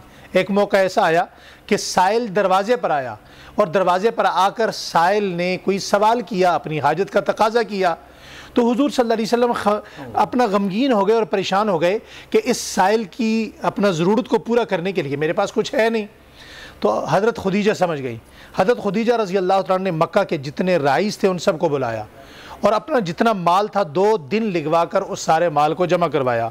वो माल तिजारत, वो सोना, वो चांदी, वो नगदी, वो माल तिजारत इस कदर ज़्यादा था कि जितने लोग उस रुसाए मक्का उसके इर्द गिर्द बैठे हुए थे वो उसके पीछे छुप गए। वो बोरियों के अंदर इतना ज़्यादा सामान, इतना ज़्यादा माल, इतनी ज़्यादा दौलत थी। और उनको गवाह बनाकर कहा, ए अहले मक्का, तुम गवाह रहो कि आज के बाद ये जितना माल है ये सारा मोहम्मद रसूलुल्लाह का है। ये इसके मालिक है, मैं इसकी मालिक नहीं हूँ। मुझे भी जब कोई चीज़ ज़रूरत पड़ेगी तो मैं इन्हीं से लूँगी। और अम्मा खुदीजतुल कुबरा रज़ी अल्लाह तआला इस कायनात की वो हस्ती हैं कि सबसे पहले हुजूर सल्लल्लाहु अलैहि वसल्लम के बाद इस उम्मत में अगर कायनात में किसी के लिए अल्लाह ने सलाम भेजा है तो वो अम्मा खुदीजतुल कुबरा रज़ी अल्लाह तआला हैं। गार के अंदर आप भी गए, मैं भी अभी होकर आया। आप जानते हैं कि वहाँ अच्छा खासा सेहतमंद बंदा नहीं जा सकता। और अम्मा खुदीजतुल कुबरा वो आम खातून नहीं है, मलिकतुल अरब हैं। सुभान अल्लाह। अरब की वो शहजादी हैं कि जो अरब में सबसे ज़्यादा मालदार हैं, सबसे ज्यादा पैसे वाली हैं। आप चाहती अपनी किसी खादमा को, किसी मुलाजमा को खाना बनाकर देकर ये कह सकती थी कि ये खाना बड़े इज्जत एहतराम से मोहम्मद रसूलुल्लाह तक, गार तक पहुंचाया जाए, मगर नहीं, मोहब्बत और इश्क और प्यार की हद अता कर दी। क्या फरमाया? फरमाया ये खाना पकाया और घर से खादमा को कहा तुम यहाँ इंतज़ार करो। खादमा ने कहा मैं ले जाती हूँ। कहा नहीं, जहाँ तुम ले जा रही हो वहाँ तुम्हारा हक नहीं बनता, मेरा हक बनता है। खाना लेकर गई, अभी हुजूर सल्लल्लाहु अलैहि वसल्लम के पास पहुँची नहीं, हुजूर देख रहे हैं कि सामने से अपने हाथों में खाना पानी लिए खुदीजतुल कुबरा गार की जानिब बढ़ रही हैं। आसमान से जिब्राइल अलैहिस्सलाम आ गए। जिब्राइल अलैहिस्सलाम ने आकर कहा, आका ये खुदीजा आपके पास आ रही हैं। फरमाया इक़रा अलैहिस्सलाम मिनल्लाह व मिन्नी, आपने इनको सलाम अल्लाह का भी कहना है, मेरा भी कहना है। सुभान अल्लाह। व बश्शिरहा बिबैतिन फिल जन्ना, और इनको आज ये बशारत भी दे दें कि अल्लाह ने इनके लिए जन्नत में घर तैयार कर दिया। सुभान अल्लाह मुफ्ती साहब, सुभान अल्लाह मुफ्ती साहब। अशफाक साहब हमारे साथ कॉलर मौजूद हैं कराची से। अशफाक साहब पूछिए, क्या पूछना चाहेंगे? जी सर, पूछा तो था। जी अशफाक साहब कहिए। जैसे कि कोई शख्स है अगर वो सेहतमंद है और रोजा नहीं रख सकता, उसके बारे में।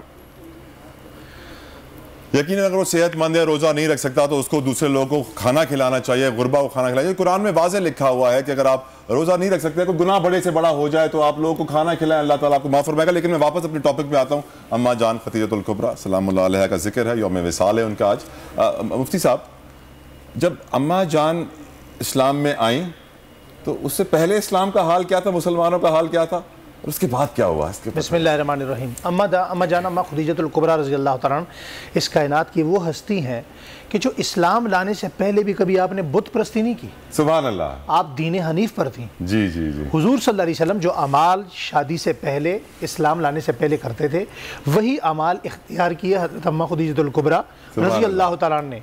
और ये कायनात की वो वाहिद औरत हैं औरतों में कि जिन्होंने ज़िंदगी में कभी भी बुत परस्ती नहीं की, जिंदगी में कभी भी शिरक नहीं किया।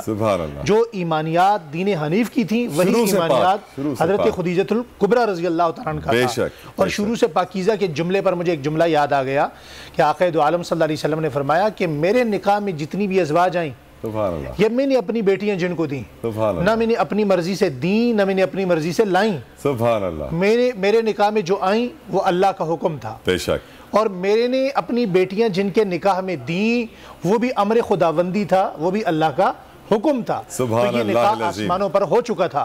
हज़रत खुदीजतुल कुबरा रज़ी अल्लाह तआला इस कायनात में वो हस्ती हैं कि आपके मुतल्लिक सबसे ज़्यादा अखबार मिनल्लाह हुई। यानी कायनात में सबसे ज़्यादा अल्लाह जल्ल शानहू की जानिब से जितनी ख़बरें हज़रत खुदीजा के लिए आई किसी और के लिए औरतों में नहीं है। सुभान अल्लाह, सुभान अल्लाह। वक्त की कमी है, नहीं तो मैं आपसे मजीद बात करता, माफ़ कीजिएगा मुफ्ती साहब, लेकिन हमारे साथ एक नात खां बड़े प्यारे मौजूद हैं, सैयद मज़हरुर रहमान कादरी हामिदी साहब। वो मनकबत पढ़ेंगे शायद अम्मा जान की शान में। बिस्मिल्लाह रहमानी। इंशाअल्लाह रहमान। यकीनन ये हमारे लिए भी सादत की बात है कि हम अपनी हाज़िरी पेश करें। है कितनी आला तेरी शान मादरे ज़हरा, है कितनी आला तेरी शान मादरे ज़हरा, है तुझ पे लुत्फ़ हर एक आन मादरे ज़हरा। वो तेरा घर है कि जिस पर इनायतें पे हम, वो तेरा घर है कि जिस पर इनायतें पे हम, इसी पे खुल्द है कुर्बान मादरे ज़हरा, इसी पे खुल्द है कुर्बान मादरे ज़हरा। ज़रो नफ़स भी लुटाए हयात भी वारी, ज़रो नफ़स भी लुटाए हयात भी वारी, बड़ा है दीन पे एहसान मादरे ज़हरा, बड़ा है दीन पे एहसान मादरे ज़हरा। तुम्हारी शान भला क्या कोई समझ पाए, तुम्हारी शान भला क्या कोई समझ पाए, कि फरिश्ते घर के हैं दरबान मादरे ज़हरा,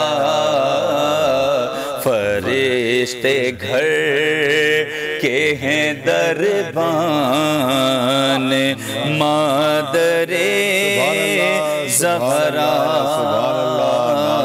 सैयद मज़हरुर रहमान कादरी हामिदी साहब, मेरा दिल नहीं चाह रहा था आपको रोकने का, पर मैं मजबूर हूँ। प्रोग्राम भी करना है और ट्रांसमिशन में और भी बहुत सारे मेहमान हैं जिनको शामिल करना है। आप दोनों प्यारे मेहमानों का मैं बहुत बहुत शुक्रगुजार हूँ तहे दिल से कि आप आए हमारे सेट पे और आपने शान अम्मा जान खदीजतुल कुबरा सलामुल्लाह अलैहा बयान की। और अल्लाह करे कि हम क़यामत तक यही काम करते रहें, अल्लाह हमसे ये काम लेता रहे। यकीनन ये शान इतनी बड़ी है, इसे बयान करने के लिए 1-2 घंटे नहीं, शायद पूरी ज़िंदगी भी कम पड़े। चलते हैं अब वर्दा की जानिब, डालडा के दस्तरखान की तरफ।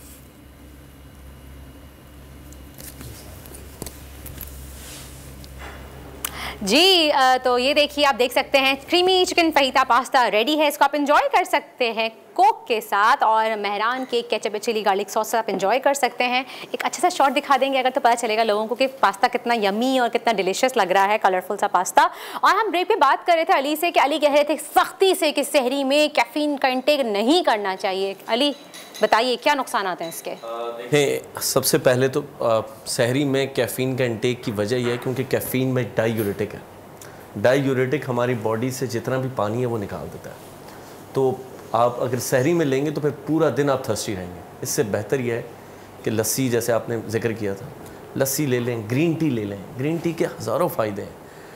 टाइप 2 डायबिटीज़ का इलाज है उसमें एंटी टॉक्सीडेंट है, एंटी कैंसर है, आपको फ्रेश रखता है, स्किन के चीज़ जितने भी डिजीज़ हैं उसका इलाज है, न्यूरोमस्कुलर डिजीज़ का इलाज। सही, चलें, thank you so much doctor. बस हमारे पास टाइम की भी कमी है, अब हम चलेंगे तलहा की जानिब। Thank you so much for coming. Thank you doctor, आपने अच्छा गाइड किया। जी तलहा, ओवर टू यू। बहुत बहुत शुक्रिया वर्दा, बहुत बहुत शुक्रिया। और यकीनन पूरे मुल्क में इफ्तारी की तैयारियां ज़ोरों शोर से जारी हैं। आप भी बड़े मज़े मज़े के खाने पका रही हैं, लोग आपकी वजह से रहेंगे और अपने घर में ये मज़े के खाने पकाएंगे डालडा के दस्तरखान से। आगे बढ़ते हैं, अब रुख करेंगे अपने नुमाइंदे का। हमारे नुमाइंदे अनवर ज़ेब मौजूद हैं पेशावर में और उनसे पूछते हैं कि पेशावर वाले इफ्तारी में क्या तैयारियाँ करते हैं। क्या नमकीन गोश्त की डिमांड इफ्तारी में भी रहती है या सिर्फ डिनर में ही खाया जाता है? और इफ्तारी में क्या वहाँ पर ही पकौड़े, जलेबी, समोसे, मसाले वाले ही खाए जाते हैं? क्योंकि पेशावर के लोग नमक, काली मिर्ची ज़्यादा पसंद करते हैं। अनवर,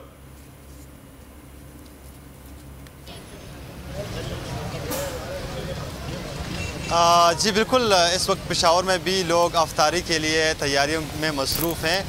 मैं दिलजाक रोड पर मौजूद हूँ। यहाँ पर ये एक आर्जी तौर पर सजी गई फूड स्ट्रीट है जहाँ पर शहरी जो है मुख्तलिफ़ चीज़ें ख़रीद रहे हैं अफ्तारी के लिए। इसमें चटपटे, समोसे, पकौड़े हैं, साथ ही ठंडी मशरूबात हैं, दही बल्लें। काफ़ी ज़्यादा लोग दही बल्लें ले रहे हैं क्योंकि पेशावर शहर में भी गुज़श्ता 2-3 दिन से शदीद गर्मी पड़ रही थी, तो इसी वजह से लोग जो हैं ज़्यादातर मशरूबात और ये चीज़ें ख़रीद रहे हैं। लेकिन चूँकि आज पेशावर शहर में दोपहर के बाद जो है बादलें यहाँ पर छा गई हैं और इस वक्त मौसम इंतहाई खुशगवार हैं और ठंडी हवाई भी लगना शुरू हो गई, तो इसी वजह से जो पेशावरी के स्पेशल डिश हैं, कबाब की दुकानें हैं, वहाँ पर भी आज रौनक लगी हुई है। राइट, कराची में इतनी गर्म हवाएं हैं कि आपने ठंडी हवाओं का जिक्र करके हमें और गर्मा दिया। बहुत बहुत शुक्रिया अनवर ज़ेब। इफ्तारी की तरफ में क्या हो रही थी बता रहे थे। लेकिन एक और इंटरेस्टिंग न्यूज़ है, अपने बिजनेस सेगमेंट उतार चढ़ाव में शामिल करेंगे। हमने देखा कि शहबाज शरीफ साहब ने जैसे वजीर आजम का ओथ लिया, उस वक्त मार्केट में 1700 पॉइंट्स का इजाफा हुआ, जबकि बहुत सारे तज्जियाकार ये कह रहे थे कि ये कैसे हो सकता है, एक दिन में इतनी इन्वेस्टमेंट आ जाए, मार्केट में इतनी तेज़ी आ जाए। फिर मुज़म्मिल असलम साहब हैं जो पाकिस्तान तहरीक इंसाफ के इस वक्त इकोनॉमिक स्पोक पर्सन हैं, उन्होंने एक ट्वीट भी किया और उस ट्वीट में उन्होंने बताया कि मार्केट में जितने भी फाइनेंशियल इंस्टीट्यूशंस थे, जितने भी म्यूचुअल फंड कंपनीज थी, उन सब ने सेलिंग की है। सिर्फ चंद इंडिविजुअल बायर्स थे जिन्होंने बाइंग करके मार्केट में 1700 पॉइंट्स का इजाफा किया। सोचने की बात यह है कि ये कौन थे इंडिविजुअल बायर्स, ये किसकी मंशा पे खरीदारी हो रही थी? डिस्कस करेंगे। हमारे साथ इस वक्त टेलीफोन लाइन पर मौजूद हैं आप मुंसलिक हैं, सीनियर माहिर मुआशियात हैं, स्टॉक मार्केट में हमेशा से रहे हैं, मेरे बड़े पसंदीदा हैं, एहसन मेहनती साहब। Thank you so very much for giving us your precious time. Ehsan साहब, बहुत सारे लोग ये कह रहे हैं कि इस वक्त नून लीग की और इत्तेहादियों की हुकूमत ने एक आर्टिफिशियल बबल क्रिएट किया है। मियां मोहम्मद मंशा साहब ने इंडिविजुअल बाइंग की है, अरबों रुपए इन्वेस्ट किए हैं ताकि मार्केट में तेजी आए, डॉलर कम हो और शहबाज शरीफ साहब ये कह सकें कि हमारे आते ही मईशत में बेहतरी आई है। What's your take on this?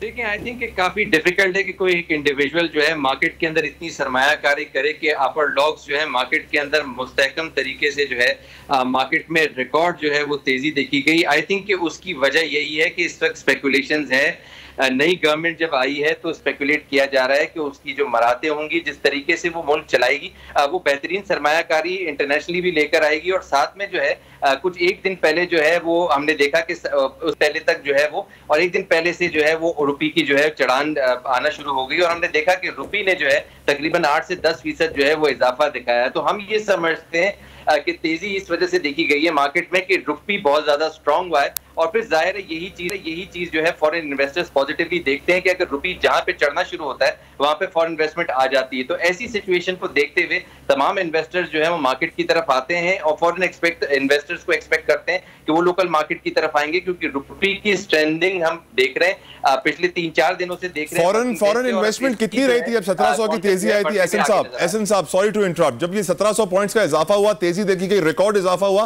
तो उस वक्त फॉरेन इन्वेस्टमेंट कितनी थी?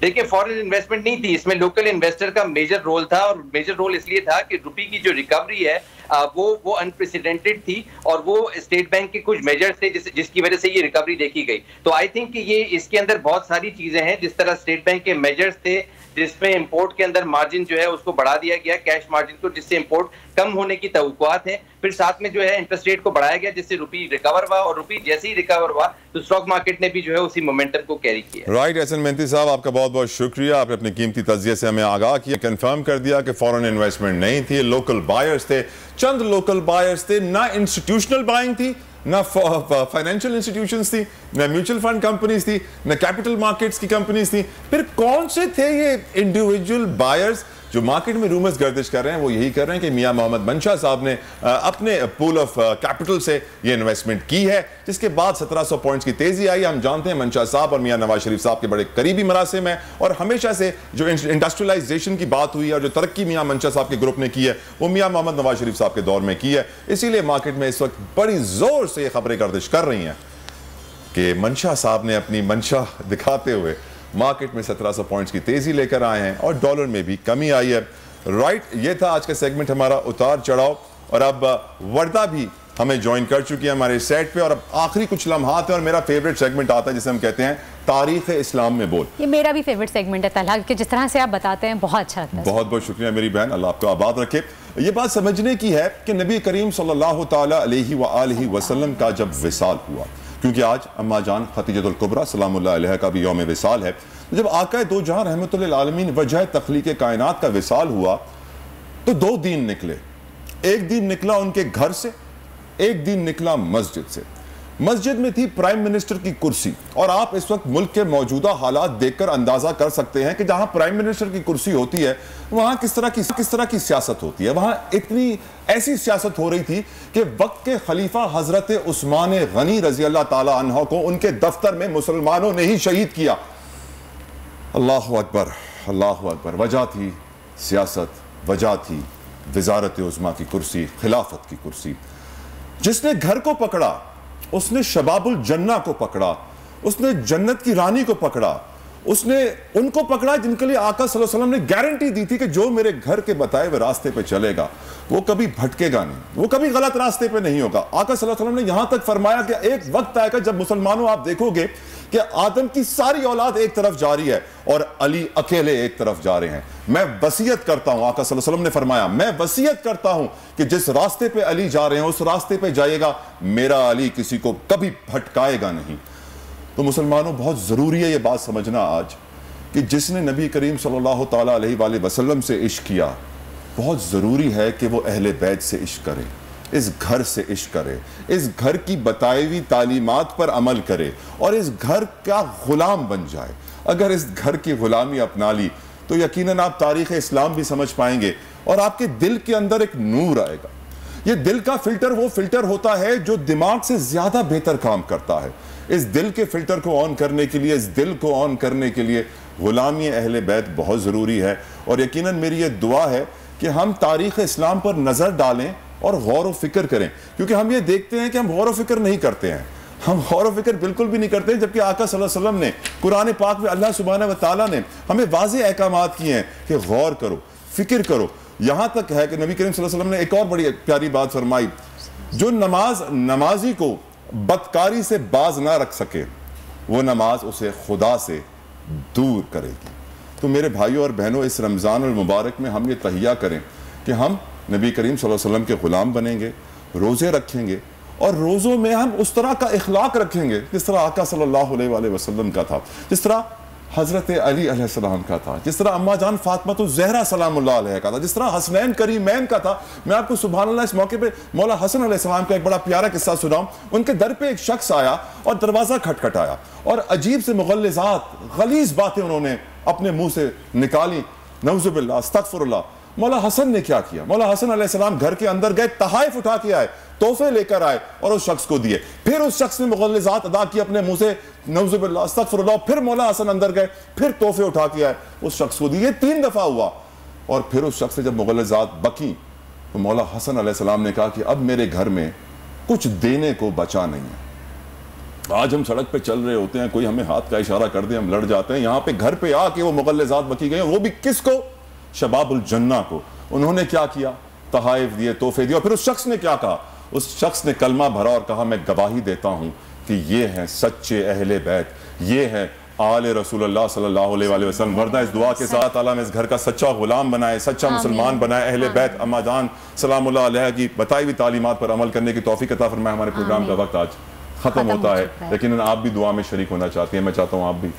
बिल्कुल, बस यही कहूँगी कि कल से मग़फ़िरत का अशरा शुरू होने वाला है। जिस तरह से हम सब आपसे दुआ करते हैं, दरख्वास्त करते हैं कि अहले बैत को पकड़ के रखिए, उनकी ग़ुलामी में आ जाइए और इस तरह से मग़फ़िरत की दुआ मांगिए। हमें नहीं पता चलता कि हम किस वक्त कहाँ कितने गुनाह कर देते हैं, जाने अनजाने। कितने तो अनजाने में कितने जान के गुनाह करते हैं।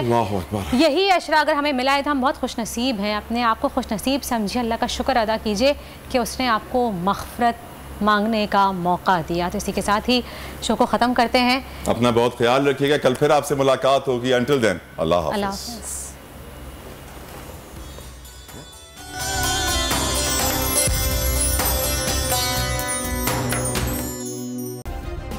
सब्सक्राइब करें और बेल दबाएं ताकि कोई खबर रह न जाए।